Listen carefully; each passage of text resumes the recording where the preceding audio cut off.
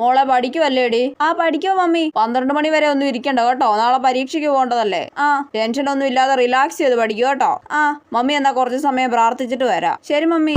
ദൈവമേ, എന്റെ കൊച്ചു നാളെ +2 പരീക്ഷ എഴുതാൻ പോവാണേ. അവൾക്ക് ഇഷ്ടമല്ലാത്ത വിഷയമായ സയൻസ് അവളെ കൊണ്ട് ഞങ്ങൾ നിർബന്ധിച്ചെടുപ്പിച്ചതാണ്. കോഴ്സ് എടുത്ത് കഴിഞ്ഞപ്പോഴാണ് ഞങ്ങൾ അറിഞ്ഞത് ഇവളൊരു മണ്ടിക്കൊച്ചാണെന്ന്. അതുകൊണ്ട് ഇപ്പൊ എന്റെ കൊച്ചു പരീക്ഷയുടെ തലേന്ന് പഠിക്കാൻ പാടുപെടുവാണേ. അവൾക്ക് നല്ലോണം പഠിക്കാനും അവൾ പഠിക്കുന്നതൊക്കെ പരീക്ഷയ്ക്ക് എഴുതാനും സാധിക്കണമേ. അവളൊരു മണ്ടി കൊച്ചായതുകൊണ്ട് പഠിച്ചൊന്നും പരീക്ഷയ്ക്ക് എഴുതാൻ ഒരു സാധ്യതയുമില്ല. ക്വസ്റ്റ്യൻ വായിച്ചാൽ പോലും മനസ്സിലാവാത്ത ഒരു കൊച്ചാണ് അവള്. അതുകൊണ്ട് അവളെ പരീക്ഷയ്ക്ക് സഹായിക്കാൻ കൂടെ നല്ല പഠിക്കുന്ന ഏതെങ്കിലും കൊച്ചുങ്ങളെ ഇരുത്തണേ. ഇനി അഥവാ അങ്ങനെ ആരും ഇല്ലെങ്കിൽ അവൾക്ക് ആൻസർ ഒക്കെ പറഞ്ഞു കൊടുത്ത് സഹായിക്കാൻ പറ്റിയ ടീച്ചർ ആയിരിക്കണേ അവളുടെ പരീക്ഷാ ഹാളിൽ ഉണ്ടാവേണ്ടത്. അതും പറ്റത്തില്ലെങ്കിൽ സിലബസിന് പുറത്തുനിന്നുള്ള ചോദ്യങ്ങൾ വന്ന് അവളെ ജയിപ്പിക്കണേ. അവൾക്ക് +1 തീരെ മാർക്കില്ലായിരുന്നു. ഇംപ്രൂവ്മെന്റ് എക്സാം എഴുതിയിട്ടും ആ മണ്ടിക്ക് തീരെ മാർക്കില്ലായിരുന്നു. അതുകൊണ്ട് അവളെ +2 തോൽപ്പിക്കാതെ എങ്ങനെയെങ്കിലും ജയിപ്പിച്ച് വിടണേ.